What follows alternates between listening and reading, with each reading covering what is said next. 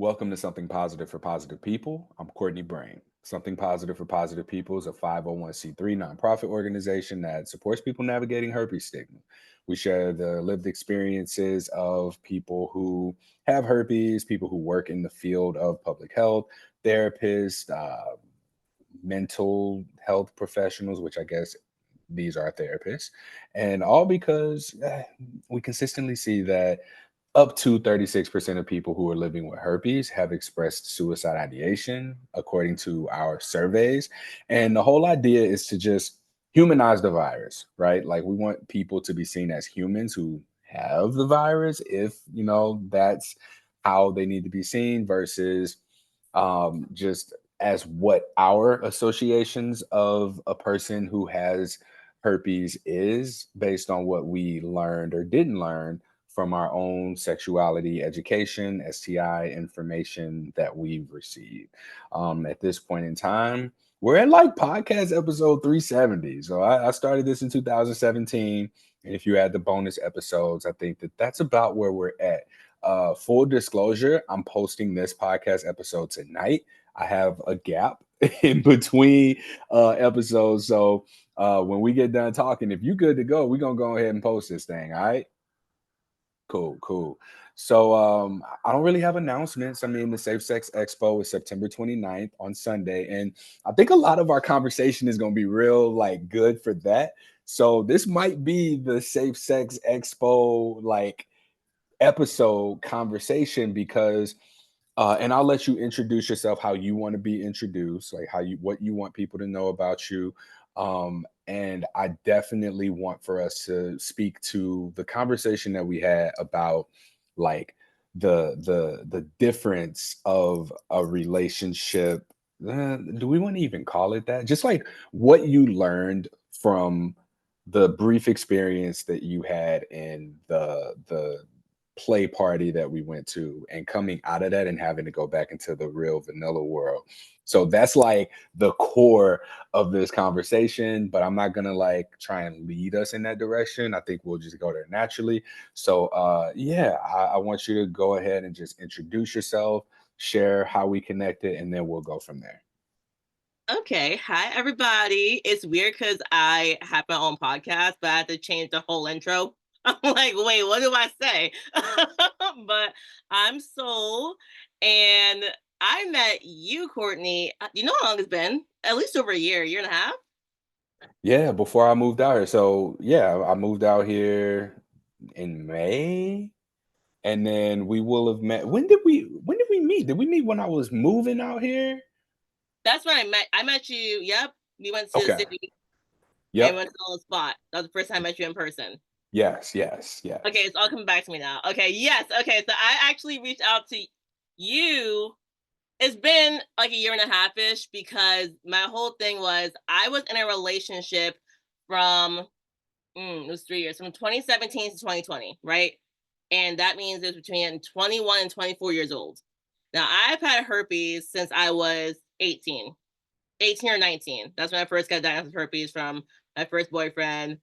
To make that, I'll make that a short story. Basically, you know how you're like, oh, you don't know who you got herpes from. I do. All right, I know exactly how I got the herp. Okay, this dude I was dating, I had actually asked him before we ever had sex. I was like, hey, have you been tested? And he was like, yeah. And then he paused, and I was like, so you've been tested since your last partner? Just to clarify. And he's like, yeah, cool, right? We in the car talking, like we're not even getting frisky. So we're like, cool, right?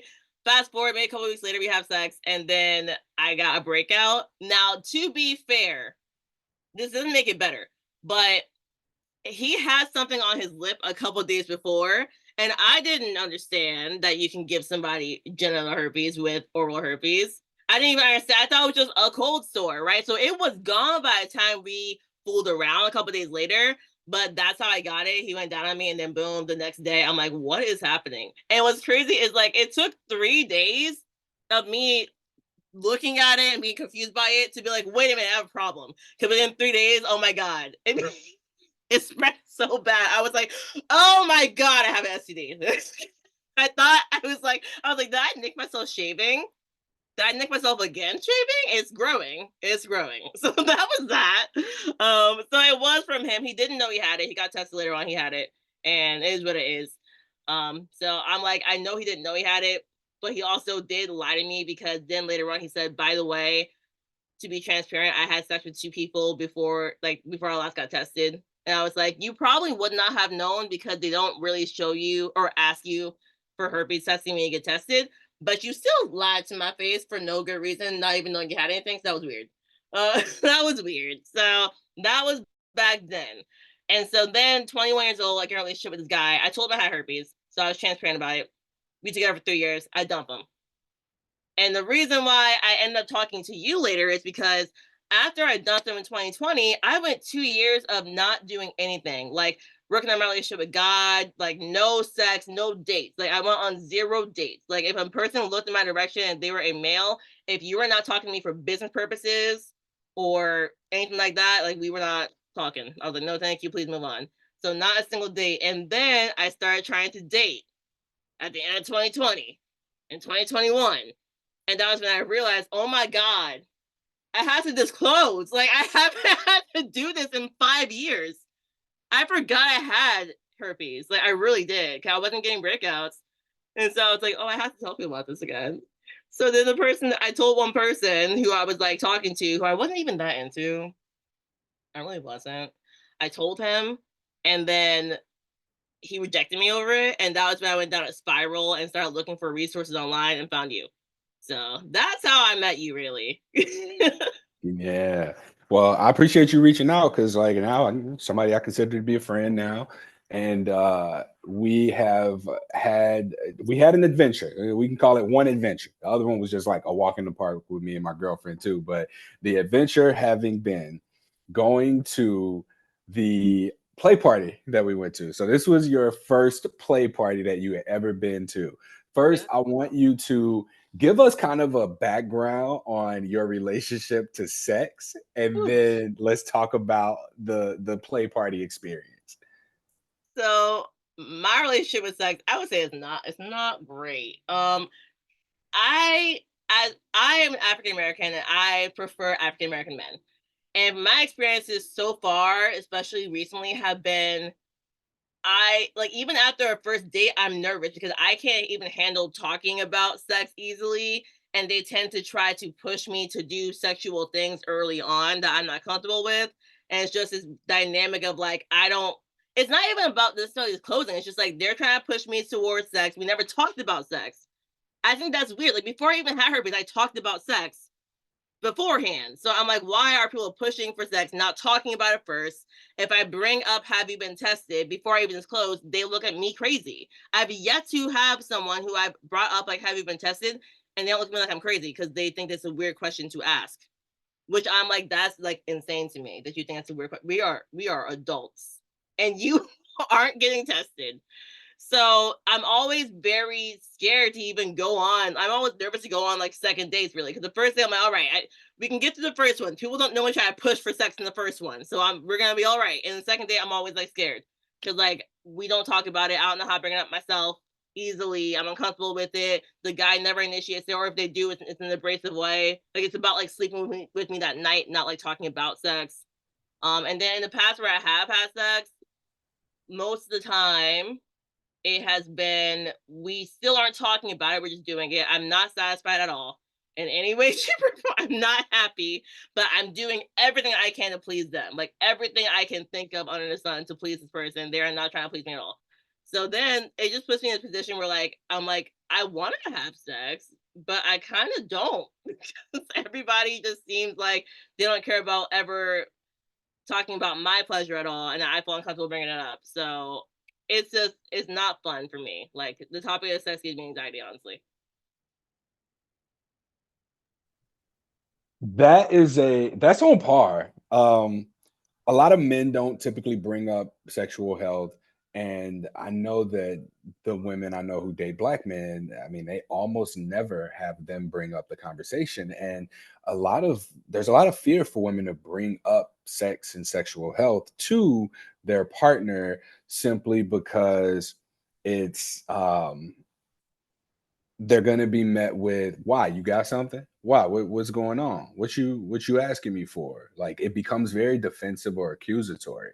And the reality is from and I talked about that this particular thing this morning about men and their testing habits. I didn't specifically say black men, but it's very common for men to not get tested because the partner that they are having sex with, if it's a woman, most likely goes to the doctor every year for a pelvic exam because that's what you're supposed to do. And if they know that, then you're getting tested, right? Like in our minds, they're looking at your vagina.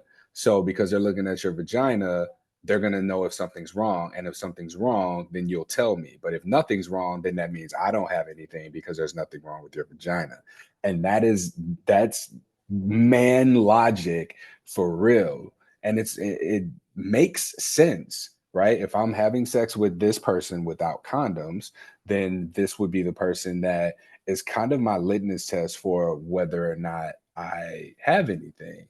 That's just the reality, and that's how it works. And even as we look at where we get our information about sex from, how to have sex, what to do in sex, a lot of it is the woman's job is to please the man, and the man's job is to inflict pain and make her talk about it. It's like, oh, I need to make her blank. And I talked about this with Cam Frazier at the Men's Emotional Wellness Symposium for Self. And that was one of the things he said. He's like, men really seek gratification. It's like, I need to feel like the man after having sex with you. And the only way for me to feel like the man is if I make you feel like the woman, if I make you submit, if I make you squirt, if I make you orgasm, right? It's all about making you blank, make you tap out, make you choke, make you do these things. And none of it really is a conversation about pleasure. And men typically don't talk about pleasure because that's like not in our wheelhouse. Like our wheelhouse of what sex is supposed to look like generally comes from what we see in porn, which is that dynamic that we just talked about. How much porn have you seen where it often starts with the man getting oral? Once he's hard, we got to use this while we got it. And then when he gets soft, that's it. That's what we're working with here. That was a legit question for me to answer. Oh no, that wasn't really a question. That was me just Okay. affirming what you saying. Yeah. And so like do you have anything to like add to that or say about that before I like ask a question? I was gonna say, like, when I was watching, well, I don't watch porn often anymore, but when I do, it's lesbian because I can't even handle watching the man. And I'm like very much like heterosexual. Like you know what I mean? Like I've never even kissed a woman I don't desire to. But I can't watch men in porn because I'm like, I don't want to see berate this person, make them feel like garbage, be on top, and like that's just what that's what I feel like the whole time. I'm like, all you do is give me flashbacks of stuff that I did not enjoy, so I can't even watch men on porn. Like, Yeah. So does watching the woman only porn, what does that do for you? If you're not attracted to women, you're not sexually interested in women, what is it about lesbian porn for you that is appealing or arousing, right? Like it seems like you gotta like women to watch women porn, but that's not what I'm hearing from you. Can you speak about that as best you can? yeah, they're nice to each other. And you can tell they both are trying to figure out the other person's happy. They're even vocal about it. Like they'll say, "Oh, like this feels really good," and the person's like, "Oh, then let me keep going." And then it switches because they want the other partner to feel good. So it's very like it's not scary to me. Like regular porn is like not fun. I'm like, "Oh, I'm scared for the person." Like I'm happy I'm not her, and I'm happy I'm not you Yeah. right now. And so you mentioned like being traumatized or wait, I don't know if you mentioned that, but triggered or traumatized being the word, like it's triggering for you to watch straight porn. And you mentioned having had bad experiences. Now, are these bad experiences just bad sex, or are we talking about non-consensual encounters? I want to be clear about what we're talking about here. We're talking about bad sex. Okay, all right. Just wanted to make sure. Yeah. Now, we how do we describe bad sex other than like not being nice to me, not caring, right? Like, tell me what is bad sex to you? I will. So I will mention specifically two partners. So the 3-year relationship I was in, we were sexually active. And so number one, for this person, he knew I had herpes. He refused to go down on me for that reason. As soon as he said he was never going to do that, I was like, okay, whatever. I never brought it up again, ever. Just, you know what? I just had to deal with this because I have herpes. That was the first thing. But on top of that, I would try to tell him like what kind of foreplay I liked. He just wouldn't do it, so I just stopped talking about foreplay. The sex was literally like a few minutes long because he could only hold like he could only hold like being hard for like a few minutes, and he would always get there really quickly. And I was like, at no point have I been satisfied. You gave me 3 minutes of foreplay. I asked him to make it longer. I told you what I like. You just aren't doing it. And then we get to penetration. And side note, for me, penetration is like the least fun part of sex. Like I'm like, great. Like I don't want this in me really. So that's the part that I don't enjoy. That's the part that he enjoyed. And then again, coming in 3 minutes and it's over. That was 3 years long. Now, to be fair, I chose to stay in that relationship longer than I should have. Like that was just that's on me. I can't blame them fully. I should have left earlier for other reasons too. That was that. But what I will say, like my most recent or a very recent experience I had was someone who I was with last year. And this partner, I was like excited because I was like, okay, like I went celibate for over 2 years. Like I've worked on myself and like I like this person. And I was just disappointed in me because when it came to talking about sex, like I would tell them stuff I like, but they still, I could tell they were very into me being like in pain. They want like I could tell they wanted that because I would make it kind of clear like certain things would like hurt me and they would hear me and then once we were having sex it didn't matter. Like I would tell them what positions were uncomfortable and then when we're having sex it don't matter. We're back in that position again and you're going as hard as you can. And I'm just like, but we talked about how I can't handle that. Right. But for them, it was very much like I need to make you. I want to try and make you squirt so bad. Like, I don't do that.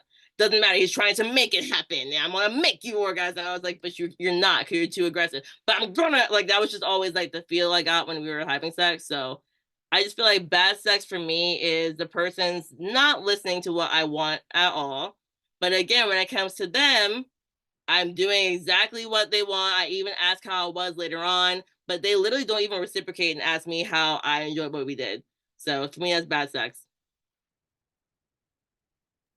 What an explanation. So I wrote down like some of the stuff that you said here about bad sex, and it's very interesting that you spoke to exactly what Cam was saying. He was like, men seek gratification. We want to make you do blank in order for sex to be good to us. But where there's that absence of communication, right? Like if y'all had a conversation, if y'all knew it had the language, if you had the words, if you had the communication skills to be able to say, hey, I'm actually not a masochist or sadistic. One of the two. Masochist, one of them likes pain and the other one likes inflicting pain. So had y'all had that conversation, it would have been, this ain't gonna work, bruh. But also, he might not have had the language to say that that's what he likes, that's what he wants. In his mind, there's this thing happening where he's like, "Ooh, this girl ain't had sex in a while. She gonna be tight. Oh, I'm gonna feel big. It's gonna hurt. That's how I'm gonna know she like it. I'm gonna make her scream my name. I'm gonna make her do all these things." But it's like, no, bro, like that ain't hot. Like if you were actually with somebody who enjoys the pain of the sexual encounter, if you were with somebody who actually, derives pleasure from that, it's going to be way more fun and actually consensual to be with that kind of a person than with somebody who's like, hey, I actually like need you to stop. You're hurting me. This isn't what I want. Right. And I think a lot of people don't have that in their range of perspective that this kind of person even exists, or maybe they're afraid that they're never going to find it. So they got to like jump on it right here while it's in front of them and have the kind of sex that they want but aren't able to talk about. And it's at the expense of the other person. Like you didn't get what you wanted out of this. And you mentioned that you even asked people, hey, how was that? Like you're considerate, but you weren't even getting that from the partners that you had. Yeah, pretty much. And I think that's when I really realized like when I was starting to ask how they liked it, and they did not even ask me back after they were telling me like if they liked it or what to adjust. I was like, men really don't care. They don't care. Or I'm maybe sorry.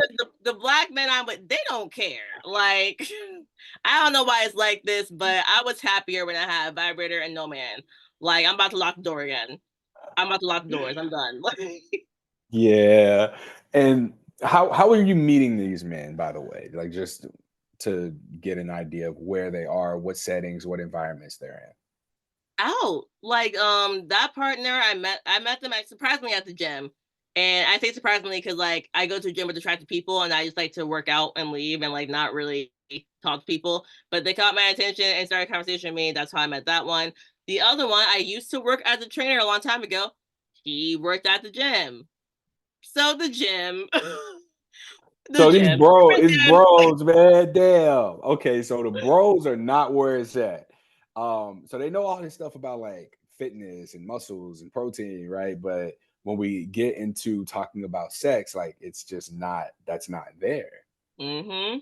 Wow. Okay. So I'm assuming these were like fitish, attractive people because you work Yes, out, you're fit, right? Like, so that's what we're dealing with here.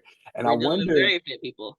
so there's oftentimes this idea that hot people don't have to know how to have sex, right? Like because they're so attractive, they get by on their looks. They don't have to try, like, and they might even be boring just because they get by on their looks. Whereas, some people just may inform themselves. Some people might have to learn new skills or be like just genuinely interested and curious in how to have better experiences. Like, is there any truth to that in your experience, or have you only had sex with people you found to be like super attractive and they all are just like bad in bed? Second one, but you just said I've only had everyone I've had sex with has been someone who goes to the gym a lot.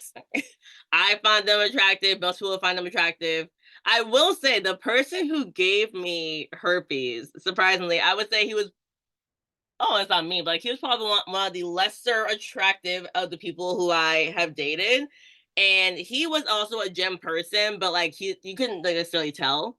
And he definitely tried harder, which is fun. I never thought about this though. I've never thought about like, oh, attractive people try to get to try. I don't know, like maybe that is the case, but yeah, Yeah. And this is an ugly thing to say, like, but it's real, right? Like, somebody said something to me about like pretty privilege. I forget like what the context was, but do you know what that is? Like, can you explain that? pretty Because I privileged. Like more attractive people who are more attractive get more stuff. Like they get jobs easier. You get partners easier. Like especially working someone like I've worked in fitness for so long. And I worked at gyms where like every once in a while they'll hire the trainer who doesn't look super fit, but for the most part, 90% of them they look like they work out. They might not know nothing. They can't even teach you how to push up correctly. They just look really fit. They got the job. Like you know what I mm, mean? I've all seen right, this a lot, so and especially living near New York. Like I know a lot of people who work in New York, and I train people who work in New York. Like they tell me they have to look good. Like you can't get away with looking unattractive or being quote unquote sloppy in New York City. Like it's not going to work out well for you. I've been told that okay. many times. Damn. All right. Well, now that we've talked about bad sex and we talked about who bad sex is coming from, let's take a shift. Let's take a shift because I know, yeah, we gonna take it to the complete other end of the spectrum, right? So, you have herpes. You've had partners be okay with you having herpes, and you've not had a lot of good sex. So you're meeting these men at the gym, and you're in a period of not, being with or seeing anybody. And then you reluctantly at first go to your first play party, which is way out of character for you, We're out of care. right? So Not can you right after talk church on Sunday. talk Oh, it was a Sunday, huh? It wasn't Sunday. All right, so talk me through your thought process. So you find out, all right, there's this play party going on. Here's what it's about. Here's what's happening. Like, talk me through like the entirety of the decision to getting there, what that was like being there, and then we talk about like after that. Okay, great. It's gonna be fun. So, first of all, how did I get to a place where I can even handle going to a play party? Multiple things have been on my mind, right? Like, I grew up in a very strict religious household, and I do identify as Christian. But it was just a very, very strict, like, you're yelled at about sex, like, just don't ever have it, period. Just don't do it. Like, it's bad. That's all I was taught, right? Which is definitely why I explored sex when I got to college. I was like, I have friends who aren't burning up in hell immediately and they're enjoying sex. So I just feel like maybe it won't be the end of me if I try this thing out, right? And it was just having so many experiences of like feeling guilty forever having sex just because I am Christian, feeling horrible about it, getting an STD, being like, see, God punished me, shouldn't have had sex. Like, and then when I'm like trying to be open and like find someone, like the sex has been quote unquote bad, which I gave you definition of. So I think right now I'm at a point in my life where I'm like, I don't like my relationship with sex. When I think of sex with a partner, it makes me sweat. When I think of it, it makes me not. I feel very uncomfortable. I feel like men just want to have their pleasure. What can I do to fix this relationship with it? Because just praying and reading the Bible just is not getting me there. Because I have Christian friends who even waited till marriage, and then their sexual relationship takes years to get decent because they were so scared of having sex.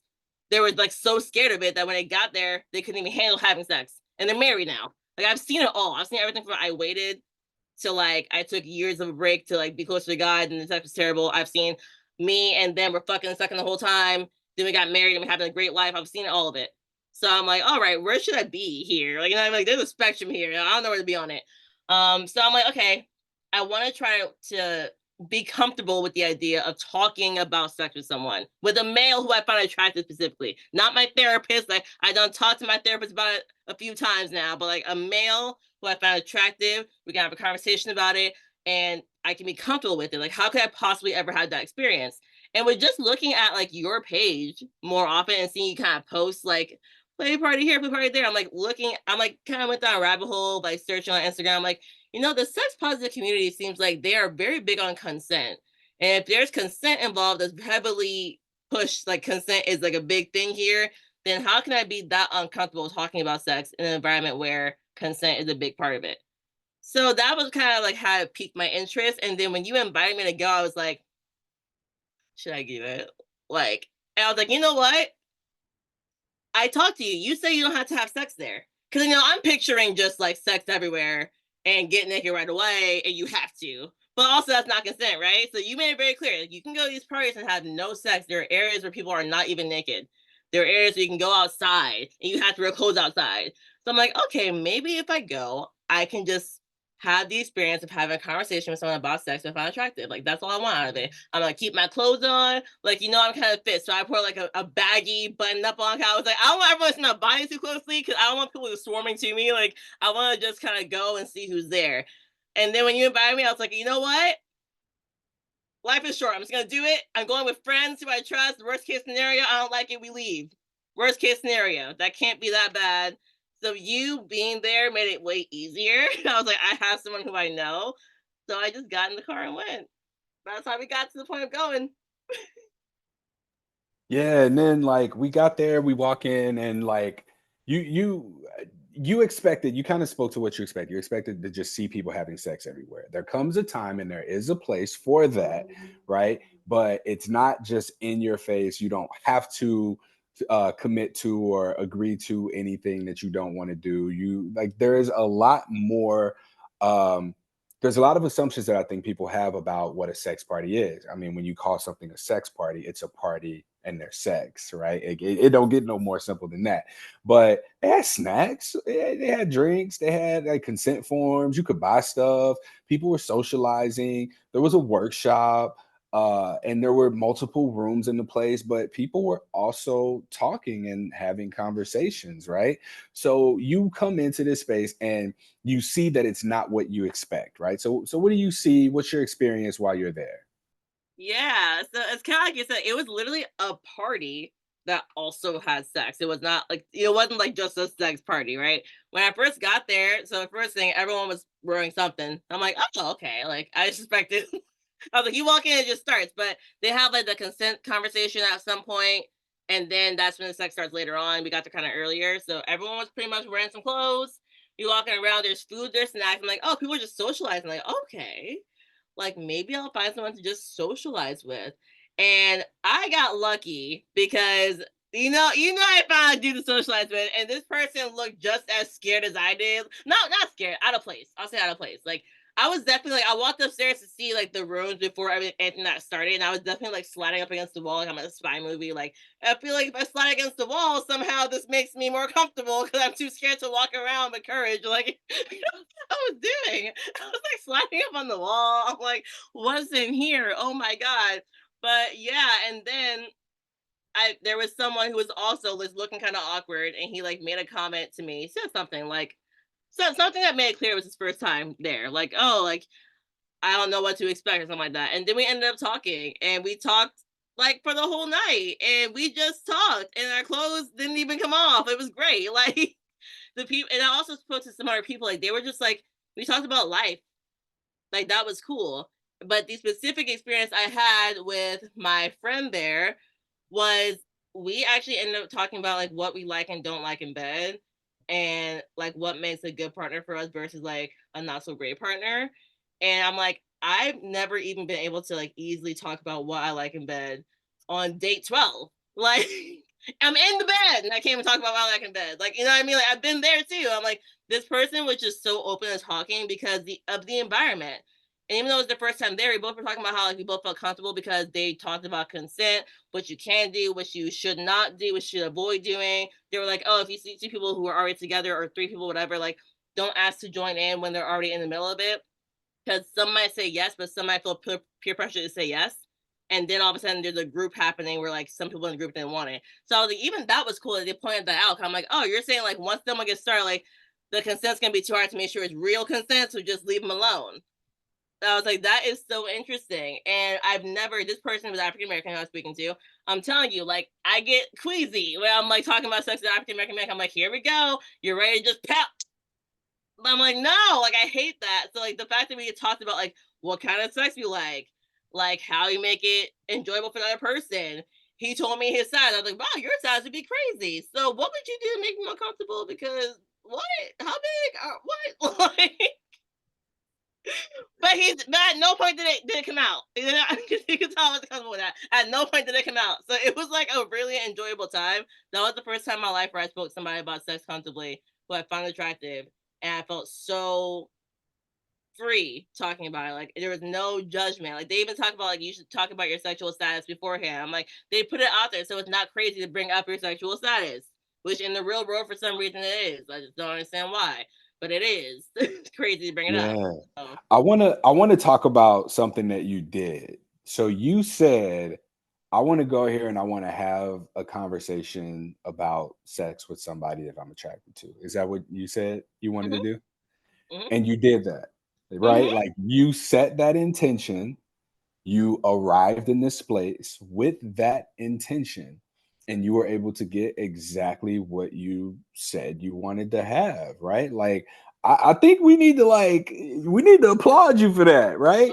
Because how often have you maybe not been intentional, or you wanted something and maybe you didn't get it, right? But here, this is an example, especially in such an unconventional space, right? Like, oh, okay, I'm going to this thing, I don't know what to expect, but I know that this is what I want to get this out of that. And a lot of people don't even have that for themselves. So how we have your background here, and I'm curious to know, like, I want to take something from this that other people can use to set an intention for themselves, to do something different. Like, because this is a much bigger conversation. It's not just about going to a sex party, it's about stepping outside of your comfort zone and doing so in a way where you're able to identify what success is for you, and then go into this space and get that. Yeah, I I'm still in shock that it worked out so well, but it's not. a coincidence that I did, because you're right. Like, I was very specific. I was like, I'm going to this place that I never thought I'd be at, and I'm already uncomfortable even thinking about it. But this is what I want to get out of it.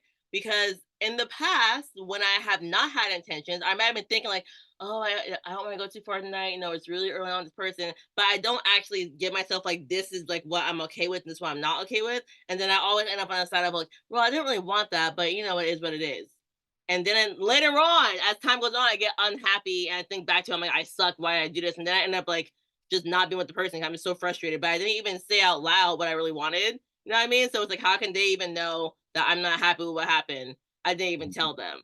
So that's something I would need to work on for a long time, communication and being very open, because my fear has always been, if I'm open and communicate what I really want, it's not going to go well because they're not going to like that. You know what I mean? Like, they're not gonna accept me for that. They're gonna say that's not cool, so I'm out. So I always just kind of lean into like whatever they want, I'll kind of do. And now after that experience, or even during it, I was like, no, like I can really come in with intention of exactly what I want. And if I'm not getting that, I can walk away from the situation. Like if that conversation went somewhere I didn't want it to go, or he tried to like touch me, or I was like, no, I just want to talk, like I can just walk away. Like I don't have to stay here. You know what I mean? So I was just super transparent with him. Like when I even started talking to him, I was like, okay, just know I'm not trying to have sex at all. I was like, if you are trying to have sex, I go for it with anybody but me.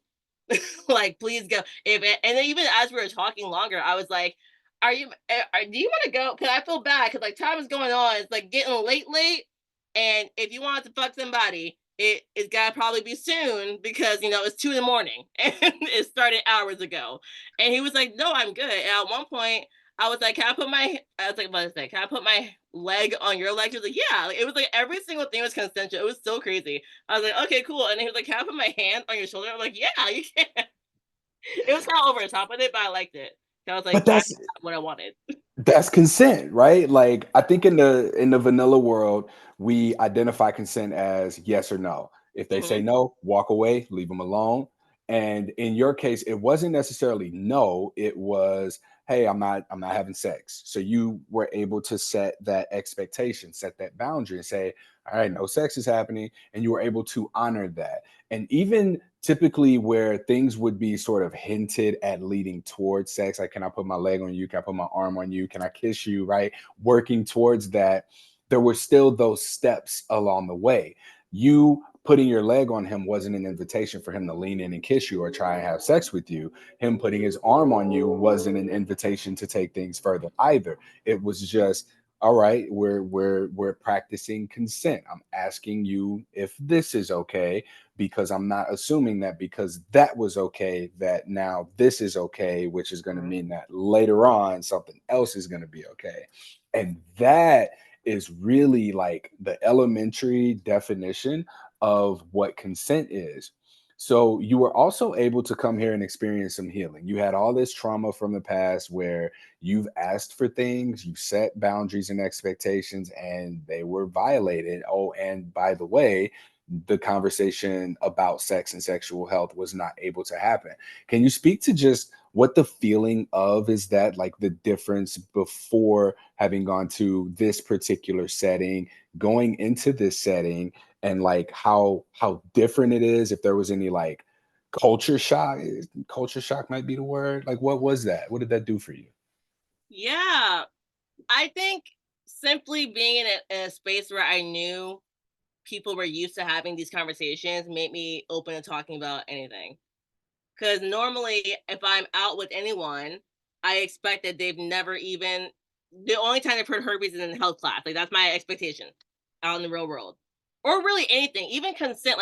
Have you, like if I'm like trying to talk to them about like what I'm comfortable with, I can see that they're kind of weird, because like I'm not just saying we can go all the way or nothing. I feel like people are used to abrupt stuff, like we can do nothing or go all the way. If I say something in between, they're like, okay, like I've never had someone, okay, I guess we can do that. You know what I mean? So this space particularly just made it easier to say what I wanted. And then also for him, I think it was cool for him because this was an older guy. He was, well, older for me. So he was like in his younger 40s.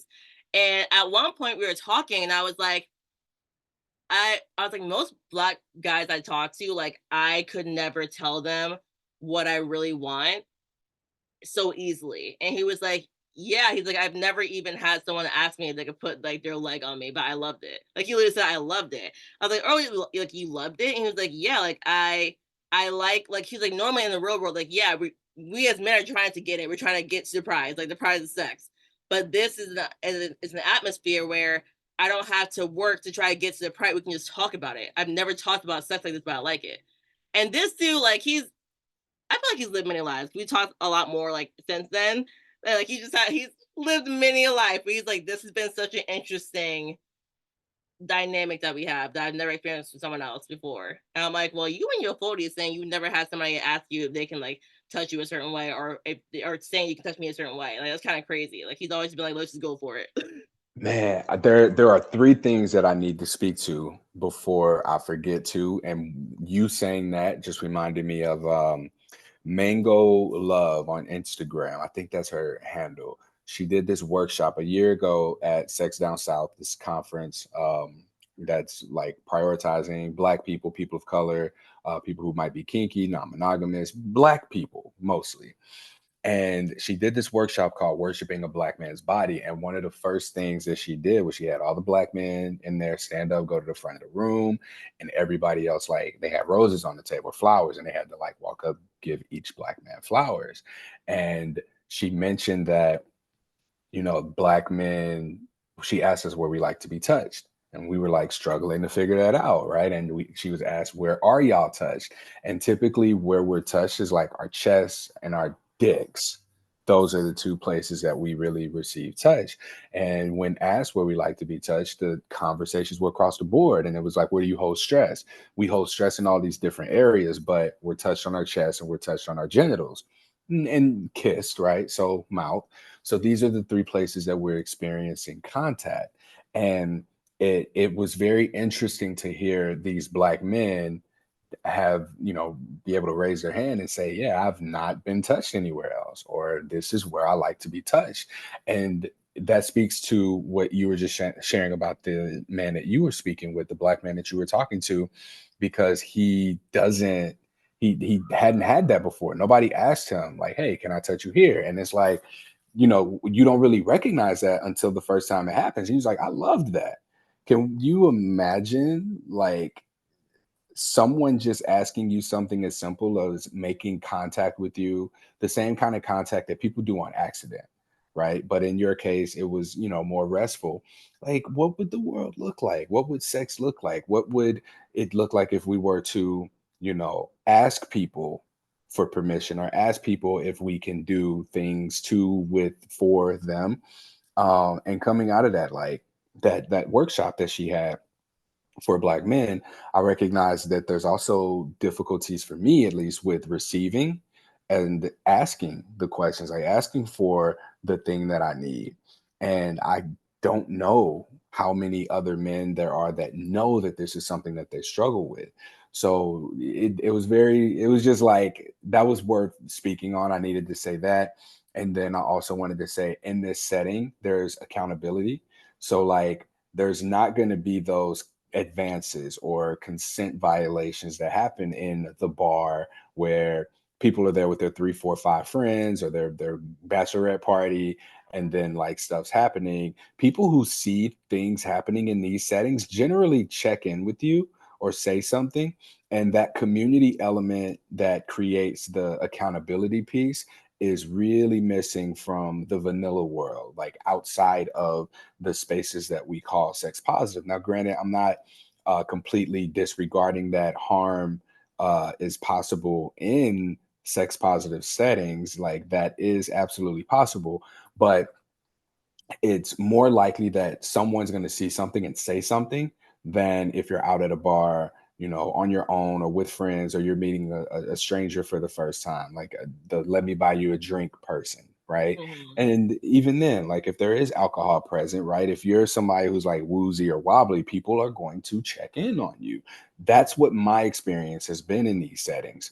And the thirstiness, right? So you met this Black man. This is the first Black man that you were sexually attracted to, who you asked for what you needed from. He gave it to you. And I I'm getting that there was no like thirstiness, like he wasn't seemingly thirsty to try and get with you, whereas that's been the case for other people. And in these types of settings, it's important that we speak to abundance, because the abundance of opportunity, the abundance of people who are open to and receptive to having conversations and understanding that you can ask for what you want. You might get told no, you might get told yes, you might get offered a negotiation. We don't know. But in these spaces, because there's like less of that thirstiness component, typically in these settings, people are having relationships already. So nobody's like, oh my God, I haven't had any in forever. Like, let me come here. And if you come with that kind of energy, you stand out like a sore thumb, and Hmm. you might be escorted out because you're probably going to like do some weird stuff or creep people out. And again, this is the environment where people say something when they see something. Um, so I felt a need to say those three things. Is there anything that you want to add before I transition? Yes, it reminds me of something else that happened at that party. So this was when I was talking to the guy and we went upstairs to get some chicken, right? That chicken was so good. I know you missed out on the chicken. I'm so sorry. We went upstairs to the third floor to get chicken, and on the third and second floors where people were playing, right?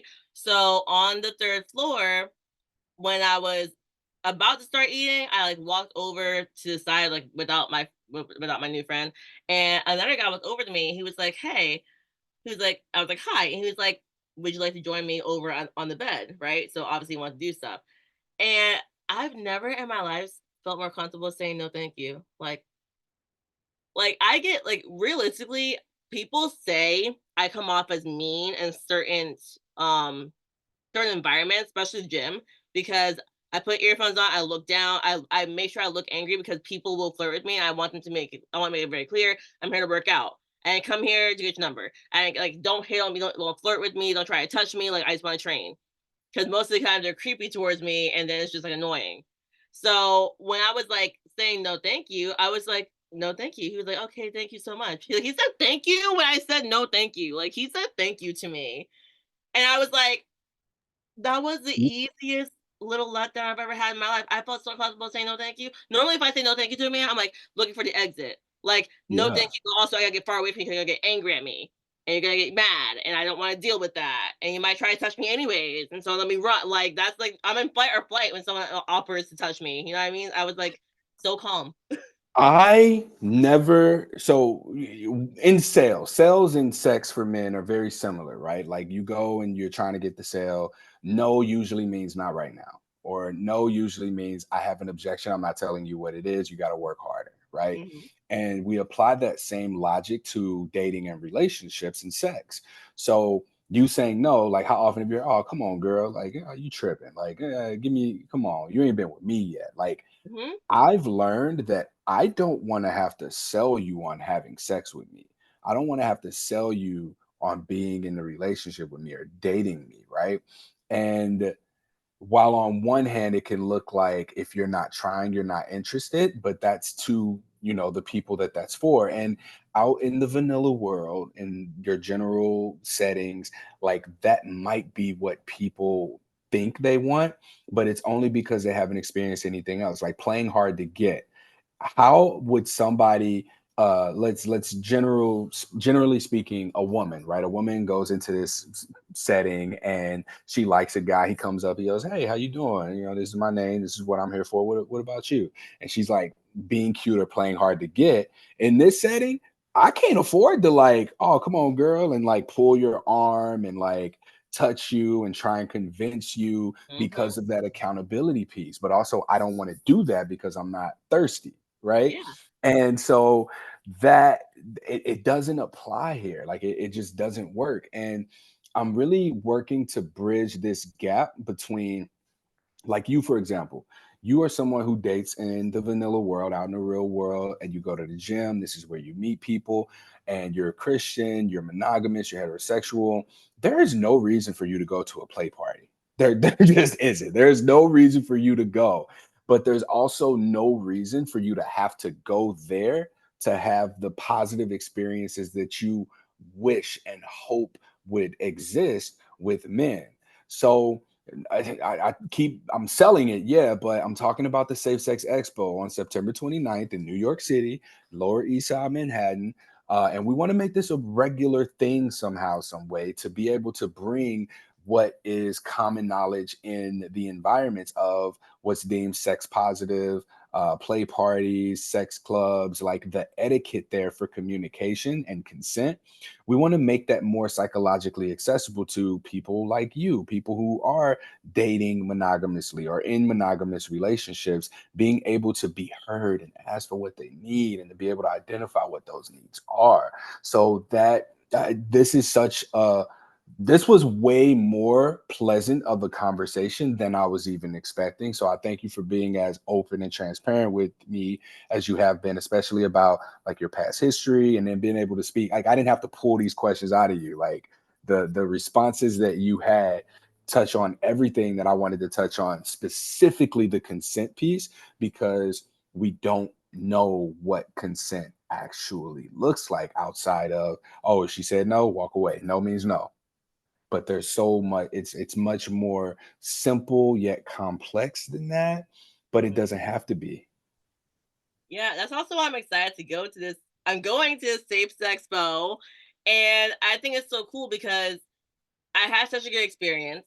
I also realized that I don't know how deep I want to get into going to play parties because, like, I'm still a monogamous heterosexual person, right? So it's like I can't be there all the time if unless maybe I want to go more towards maybe non-monogamy. In my mind, for me, it doesn't make a lot of sense to be there all the time. So I do want to figure out how can I experience something like this with another heterosexual person who's not maybe as far into kink. And when it comes to the kink and stuff, like you explain, I want you to explain it again. You explained that this is for someone who is like maybe never tried kink, or maybe they want to try something kinky, but they're not heavily into that world. And that's exactly where I'm at. Where like my biggest experience with anything kink is literally spanking.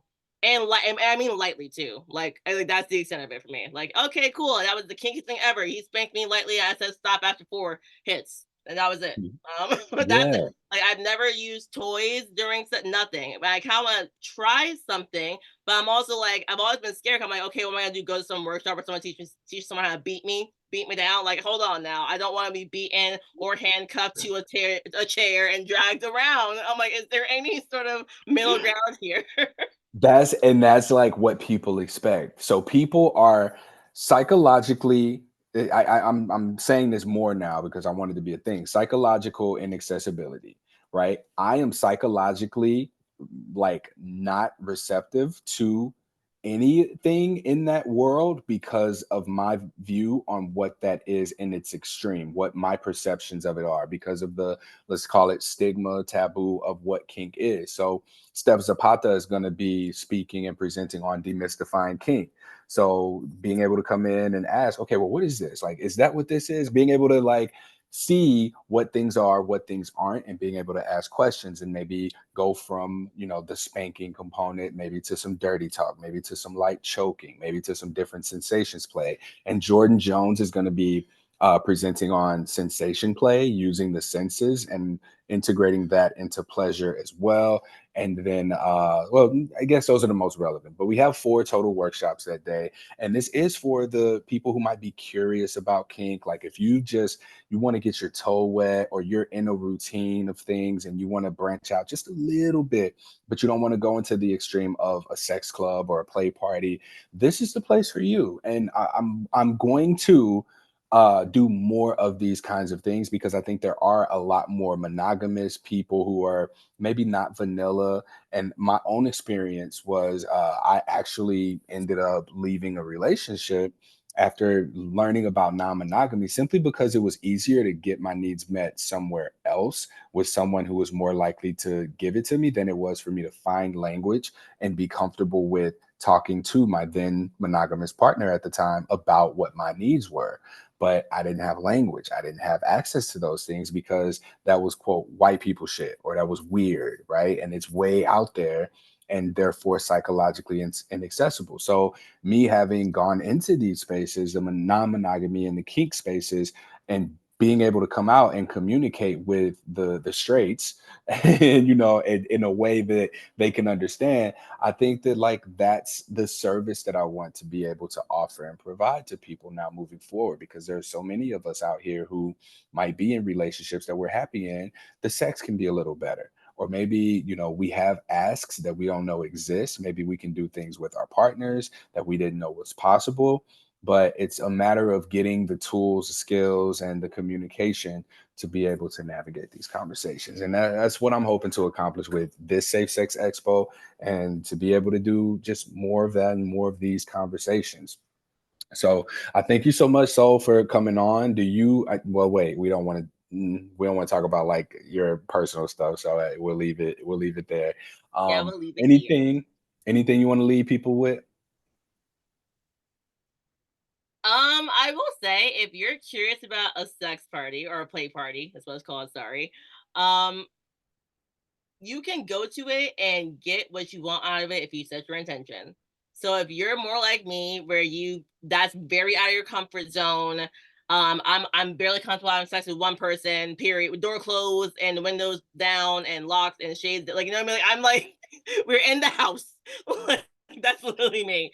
You can still go to something like that and not be like traumatized. Like, literally, the sex and play was upstairs. You had to go out and look for it. I had such a good time, fully clothed the whole time with people. And like, life is short. Like, give it a shot, maybe, especially if you want to be in an environment that's like you can just breathe and talk to people about whatever you want, and it doesn't have to get creepy. In the real world, you try to have a conversation like that, most of the time the person reacts creepily, and you're just like, why? How? Either it's creepy or they don't like it because they're Yeah. uncomfortable with it. There's no middle. So yeah. Yeah. All right, y'all. That concludes this episode of Something Positive for Positive People. This was wonderful. This was literally everything that I was hoping it would be. If you like this conversation, like we didn't talk a lot about herpes, but that's the point. Like it's just to humanize, normalize the experiences that people have. And we want to be able to integrate what we're learning from these conversations into early sexuality education to support STI, STD prevention programs. So we're very intentional with these conversations. I'm appreciative of you, Soul, for joining us and being able to speak to this. This feels like non-monogamous conversations monogamous people need to be having content, but I think it's a little bit more to it than that. This is like sex positive conversations or pleasure positive conversations that vanilla people need to be having. Ooh, or something positive, something pleasure positive for the kink curious. Boom. That's what we'll call it. All right, let me hurry up before I'll mess around and forget the title. I'm gonna text you, hey, what I said it was gonna be. All right. Anyways, yeah, Safe Sex Expo, September 29th. This podcast is going up literally within a few hours. So it's actually I'll just post it now because I got a long day tomorrow. I'm gonna be away. But I'm gonna make the promo stuff for it, put it out there. And yeah, I'm so thankful to you for having this conversation. If you could stay on for a little bit, I'm gonna check in with you and make sure that this was good for you. But yeah, till next time, y'all, stay pleasure positive. And also, I'm doing a call out to men for Herpes Awareness Day, October 13th. I would like to have a panel discussion with men living with herpes and just make this be what Herpes Awareness Day is about for the experiences of men. I don't want any advocates or activists. I want regular men to share their experiences. So we just gonna talk publicly. I'm gonna record it, and people are gonna register or donate. Maybe they won't. And I just wanted to do something for it that's like an action, an incentive. But yeah, we'll see how that goes because we got about a month, and people have been sharing the information, the post, but ain't nobody hit me up. It is so difficult to get men's experiences in this. I understand why, but I need y'all, right? Like it can't just be me. It can't just be Rich Mancuso or Chris Pickering. It's not just us. All right. Okay. Peace out.